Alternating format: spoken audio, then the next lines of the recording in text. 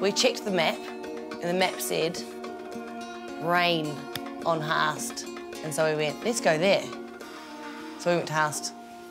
And then south from that, we see the rain piling in towards the west coast. Loretta, she had a hook up over there for us, somewhere we could stay. So we knew we'd be comfy and we'd have a local to show us around the spots. We were pretty much welcomed by the local whitebaiters. They had all heard that Hayley was in town. They were really excited and could not wait to meet her. And so they rocked up with their beers, a couple of stubbies, ready to party.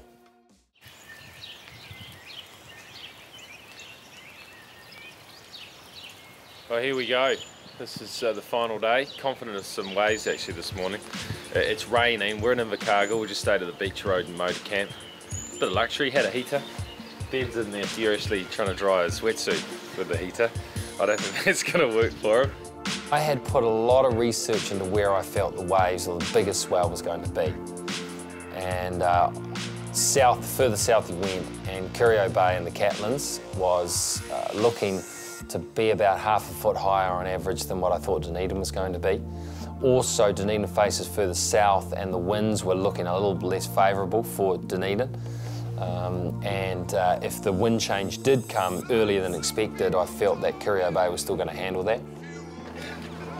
We're here, Catlins, Curio Bay. Little push for time now, I guess. Looks pretty small, eh? Yeah. Doesn't look. So we'll check, but it's clean. It's clean.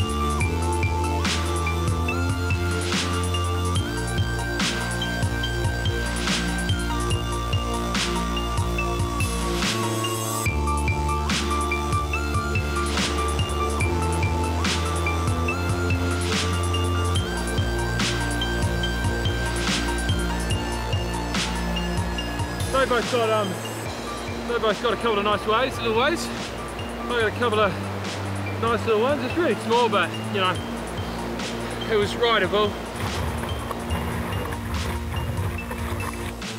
Oh, that was fun. Like the conditions are just perfect, like pristine, perfect. We were hoping for a little bit more size, but hey, we had fun out there. We got some waves. We got done what had to be done, and I guess we go looking for some snow now, huh?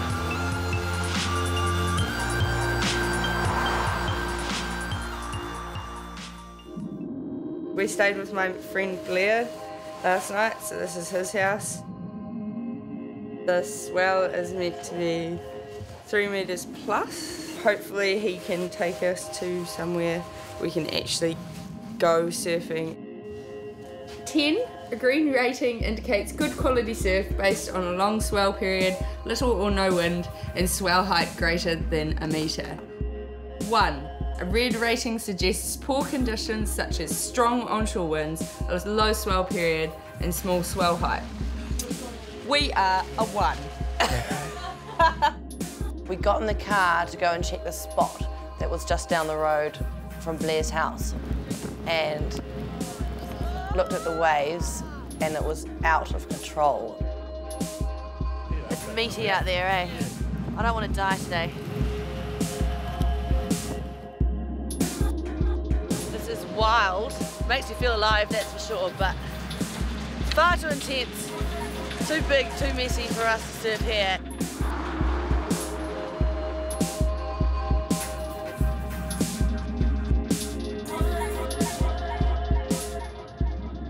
Wow, we've just arrived to Neil's Beach. It's already cleaning up, as we can see, so Met Service is doing a good job for us. Looks like it's going to all work out.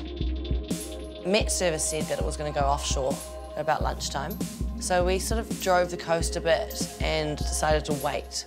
So we got some whitebait, took it to an amazing beach, and we cooked them up on the stoves on the campers. These are some fresh eggs at the Fergusons from Oxbow gave us yesterday, and these are a few whitebait that Blair caught in the morning. They look like good eggs. I'll just try and whip it up a bit, get a bit of air bubbles in it. We waited for 12 o'clock. It's going to go offshore. Went back down the coast. Bloody amazing. And it was looking shabby. It was basically mud, what we're looking at. Mushy, scary, out of control waves that I'm so embarrassed about this, but I just wasn't going to go in. Instead of it cleaning up and getting better, it's got worse and more mushy.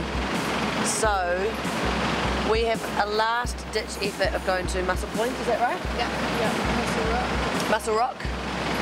And surf on the sheltered side.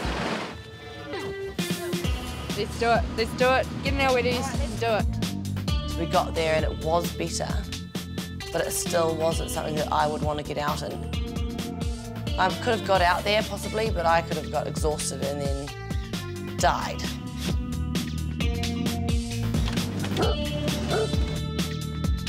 And these two girls went out there and killed it. They were scared.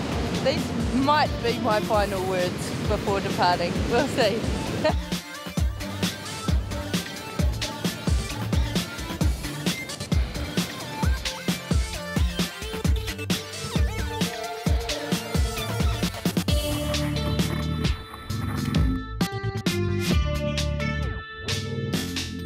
It was really hectic and really gnarly, and they went out there and survived with smiles on their faces. I was pretty impressed. The surf out there was pretty challenging. It was pretty much just a big, massive rip, but we all caught a wave, so we succeeded.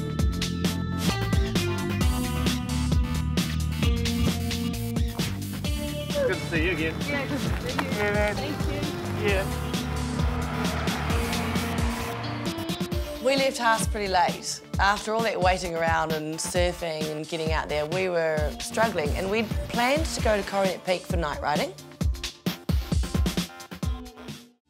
Still trying to see whether the weather would clear and we'd get the heli ski. Halfway along the road, we realised we weren't going to get that, so we were pretty happy when we made the call to go to Remarkables.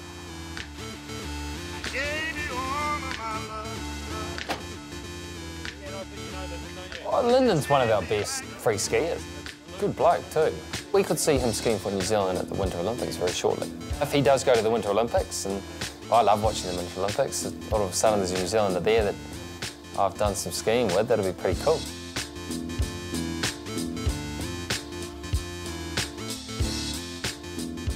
I went and had a great time. Just went off on one of the other chairlifts while they went and played in the terrain park and had a couple of hours of skiing, which I really, really enjoyed.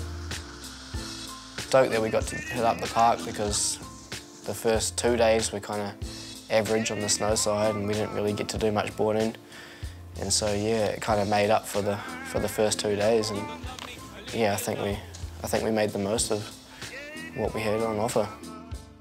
It was really cool to just be up with such experienced people, and it made me really realise that if you're snowboarding or skiing or just up there with that kind of person that's got that calibre of skiing, then you can really push yourself because it gives you a bit more confidence.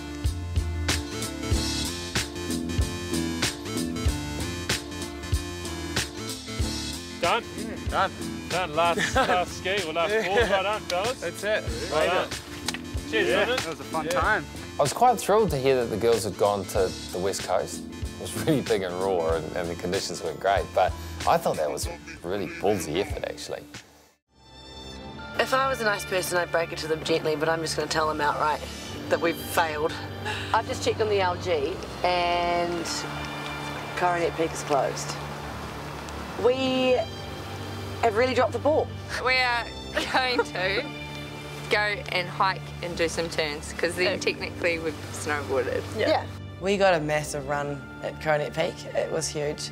We shaka-bra'd a little bit, got some fat turns in, and killed it, basically, yeah.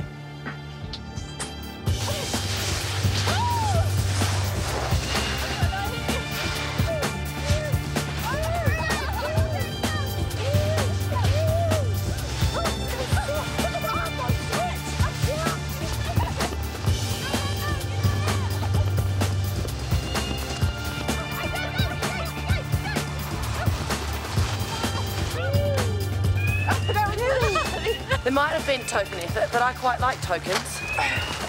You can play spacies and stuff with tokens. Oh, it's 10 to 9. We've just made it in time. Nothing like being just on the line, eh? Yeah. We haven't exactly scored the best conditions, but we have had a lot of fun. We're the fun time gals. Yeah.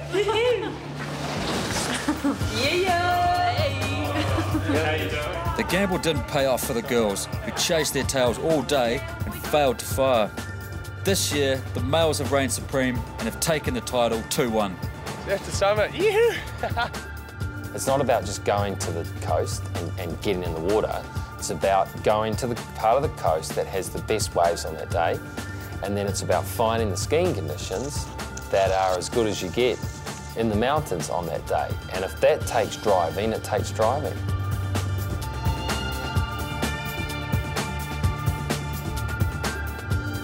My idea of Surf to Summit is having a road trip where you snowboard and surf in the same day, and it's not about how many 360s you could pull off or how many barrels you can get, but it's how many laughs you can have along the way, and it's good times, basically.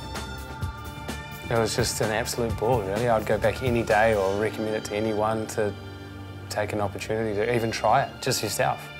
You know, I don't know, is there anywhere else in the world that you can ski and surf 3 days consistently in different places?